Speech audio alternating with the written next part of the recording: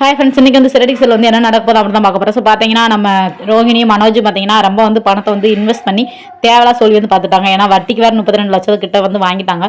வாங்கினது வந்து என்ன பண்ணுறாங்கன்னு பார்த்தீங்கன்னா எல்லாத்துக்கும் வந்து செலவு பண்ணிட்டாங்க. 10 பைசா கூட கையில் இல்லை.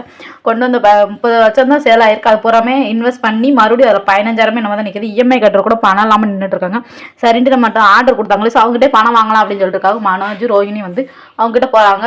அப்போ தான் வந்து ஒரு ஆள் வந்து சொல்கிறாரு, கால் பண்ணவும் அந்த ஆள் வந்து சொல்கிறாரு வந்து அவங்களுக்கு இந்த மாதிரி ஆக்சிடென்ட் ஆச்சு, அவங்க வந்து ஹோமா ஸ்டேஜில் இருக்காங்க அப்படின்ற மாதிரி சொல்கிறோம்.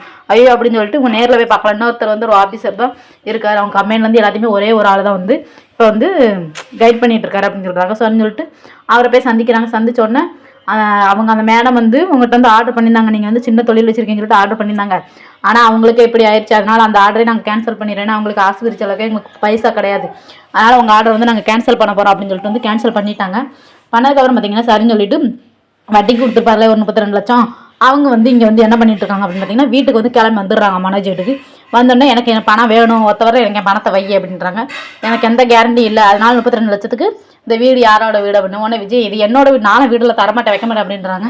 அதுக்கப்புறம் சரின்னு சொல்லிட்டு பார்த்தீங்கன்னா எப்படியாவது எனக்கு வந்து நீங்கள் இல்லாட்ட உங்கள் அப்பா யாராவது 2 பேத்துல யாராவது கையெழுத்து போட்டு எனக்கு கொடுக்கணும், கொடுத்தாதான் நான் வந்து இங்கேருந்து போவேன் அப்படின்னாங்க. உடனே முத்து வந்து எப்பயும் போல் வந்து என்ன ரவுடி பண்ணுறியா, என்ன மிரட்டிகிட்டு இருக்கியா, வைக்கிறியா அப்படின்னு வந்து சொல்கிறாங்க. உடனே ஸ்ருதி வந்து சொல்கிறாங்க, போலீஸில் வேணால் கேஸ் போட்டுருவோம் நம்ம பேசாமல் அப்படின்ற மாதிரி வந்து ஸ்ருதி வந்து சொல்கிறாங்க. நீ என்ன கேஸ் போட்டாலும் நான் வேணால் ஃபோன் அடிச்சு கொடுக்கவா அப்படின்ற மாதிரி அந்த ரவுடி சொல்கிறாங்க. சரின்ட்டு பார்த்தீங்கன்னா நம்ம அருணாச்சலம் வந்துட்டு வேறு வழி இல்லாமல் கையெழுத்தும் போட்டு வந்து கொடுக்குறாங்க மனோஜுக்காக.